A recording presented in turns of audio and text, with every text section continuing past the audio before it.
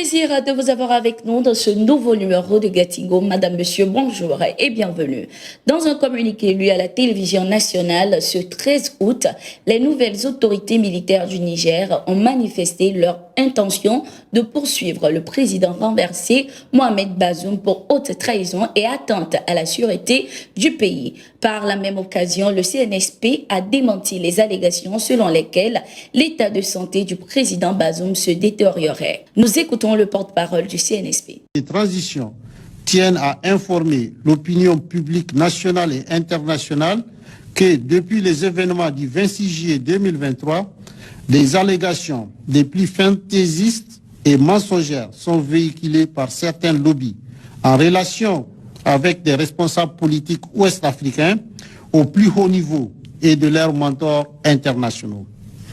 Le CNSP et le gouvernement de transition dénoncent avec force la campagne d'intoxication et de désinformation, ainsi entretenue à dessein pour le seul intérêt d'un individu et de son clan. Ce, dans le but de discréditer les autorités nigériennes de transition et faire échouer toute solution négociée de sortie de crise afin de mieux justifier une intervention militaire sous-traitée à une puissance étrangère par certains chefs d'État au nom de la CEDEAO.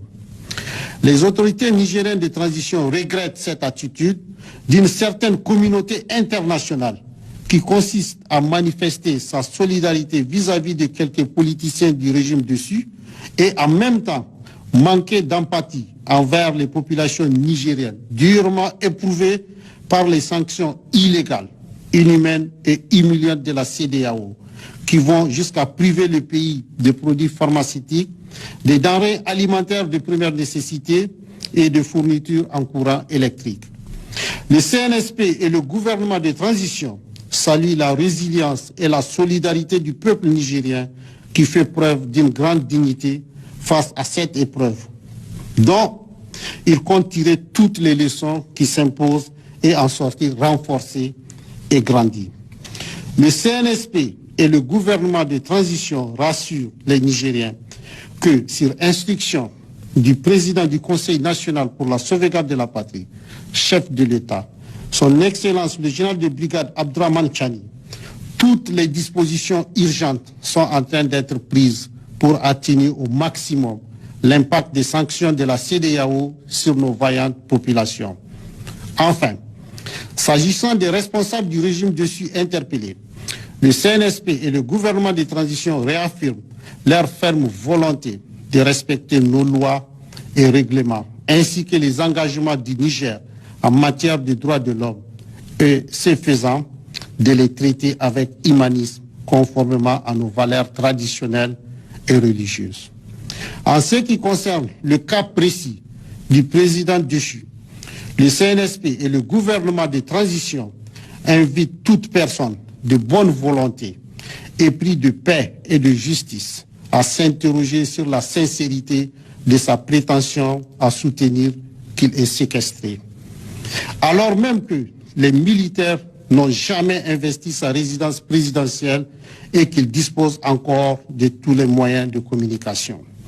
En outre, le CNSP et le gouvernement de transition rappellent que le président déchu reçoit régulièrement la visite de son médecin et que la dernière visite de ce dernier remonte au samedi 12 août 2023 de 11h30 à 15h.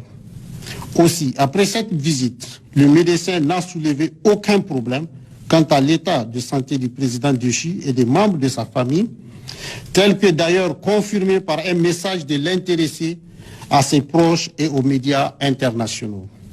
En tout état de cause, le gouvernement nigérien a réuni à ce jour les éléments nécessaires de preuve pour poursuivre devant les instances nationales et internationales compétentes le président déchu et ses complices locaux et étrangers pour haute trahison et atteinte à la sûreté intérieure et extérieure du Niger suite à ses échanges avec les nationaux, les chefs d'État étrangers et des responsables d'organisations internationales. Toujours au Niger, une délégation du CNSP avec à sa tête le général Moussa Salaou s'est rendue en Guinée ce 12 août 2023. Ceci afin d'exprimer la reconnaissance des autorités militaires et du peuple nigérien au président de la transition guinéenne Mamadi Doumbouya pour son soutien et sa solidarité indéfectible. Le président de la transition guinéenne a de son côté réaffirmé l'engagement de son pays à soutenir le Niger. Quand nos peuples ont des problèmes, nous sommes toujours là et nous serons toujours là, comme nous l'avons été pour nos frères du Burkina, du Mali et du Niger. Nous sommes les seuls à pouvoir trouver des solutions à nos problèmes. Notre solution est claire, c'est vraiment de faire face aux problèmes de nos peuples, a-t-il déclaré. Suite aux sanctions et menaces de la CEDEAO à l'encontre du Niger, la Guinée a refusé de les mettre en application. Le CNRD s'abstient d'appliquer ces sanctions illégitimes et inhumaines contre le peuple frère et les autorités nigériennes et exhorte la CEDEAO à revenir à de meilleurs sentiments. Le CNRD tient à préciser que les sanctions prises et les menaces proférées lors du sommet du 30 juillet 2023 n'engagent nullement la République de Guinée. Au moment où les jeunes populations de l'espace CEDEAO vivent un drame humain en Tunisie et dans la Méditerranée, la préoccupation des dirigeants de la sous-région devrait être plutôt orientée vers les enjeux stratégiques, socio-économiques pour l'atteinte de leurs aspirations que de se pencher sur le sort des présidents déchus, avait indiqué le communiqué de la présidence guinéenne. Après le président ivoirien Alassane Ouattara, c'est au tour du président béninois Patrice Talon de justifier et de faire des précisions sur l'intervention militaire de la CEDEAO au Niger. Pour Patrice Talon, il s'agit de protéger le droit de l'homme, protéger la démocratie, la bonne gouvernance pour l'intérêt et le développement des pays de la sous-région. Écoutons-le. Le sommet que nous venons de tenir est d'une importance capitale pour la CEDEAO, les pays de la CEDEAO, pour l'Afrique, pour le Niger. Notre motivation, la motivation essentielle des organes de la CEDEAO, notamment de la conférence des chefs d'État, c'est de protéger le droit, de protéger les droits de l'homme, de protéger la démocratie, la bonne gouvernance pour l'intérêt, pour le développement de nos pays. Pour le moment, la seule voie par laquelle les peuples s'expriment pour faire le choix de leurs gouvernants, ce n'est pas la démocratie, ce n'est pas le vote. On n'a pas encore imaginé, inventé, Dieu ne nous a pas encore donné un autre moyen d'entendre le peuple. Et c'est pour ça que la CEDEAO s'est donné comme objectif de protéger le seul moyen par lequel les peuples s'expriment. Si les processus démocratiques ne sont pas encore parfaits, il faut travailler à les améliorer. Mais on ne peut pas permettre qu'un autre moyen, par exemple les armes, soit un moyen de décision, soit un moyen de choix des gouvernants des pays. C'est le seul problème de la CEDEAO. Et c'est pour ça que nous disons, en aucune manière, la CEDEAO n'acceptera que les coups d'État deviennent le moyen essentiel, le moyen unique, le moyen par lequel les gouvernants des peuples, des communautés humaines doivent être désignés. Nous n'avons pas d'autre objectif parce que nous savons que le développement passe par la démocratie, passe par l'écoute du peuple, passe par la voix du peuple. Si nous laissons faire, notre sous-région va être désintégrée. Si nous laissons faire, le Niger sera désintégré. Il faut que les communautés, les divers organes qui gèrent le Niger s'entendent quand il y a n'importe quoi pour que dans le dialogue, ils règlent les problèmes et non pas la force et non pas les armes. Cela est valable pour le Nigeria, pour le Bénin, pour le Sénégal, pour tous les pays, y compris les pays du monde entier. Et le monde n'est plus à cela.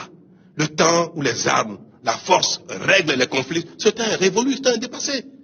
Et c'est pour ça que nous avons décidé aujourd'hui, après avoir tenté par tous les moyens de négocier avec les putschistes, nous avons décidé que si nous n'avons pas le choix, ce sera par la force que la mauvaise force sera vaincue. Nous avons décidé que malgré que nous avons pris cette décision d'aller par tous les moyens, y compris la force, de laisser une porte ouverte. Il est encore temps pour ceux qui sont là aujourd'hui, ou tout à l'heure, ou demain, de se retirer pour que ce ne soit pas par la force qu'on leur fasse entendre la raison. C'est le leitmotiv des chefs d'État qui sont venus aujourd'hui, c'est notre objectif, et nous pensons que le peuple nigérien sera le seul gagnant dans cette affaire, nous pensons que les peuples africains sont le seul gagnant et que ceux qui veulent utiliser la force n'auront pas raison et ne vont pas faire proliférer ce moyen d'exercice du pouvoir dans nos communautés. Au Nigeria, des centaines de personnes ont manifesté dans la ville de Kano pour dire non à l'intervention militaire de la CEDEAO au Niger. Ces manifestants nigériens ont mis l'accent sur l'unité africaine, considérant les Nigériens comme des frères et appelant à des solutions diplomatiques plutôt qu'à des affrontements armés. Avec des slogans comme non à la guerre et à bas la France et l'Amérique, ces manifestants estiment que leur inquiétude n'était pas seulement centrée sur l'avenir du Niger, mais aussi sur l'impact régional de l'intervention de la CEDEAO. Et voilà, c'était tout pour le bulletin d'information de ce jour. Merci d'être resté avec nous. À tout de suite sur Tutti Africa pour de nouvelles éditions.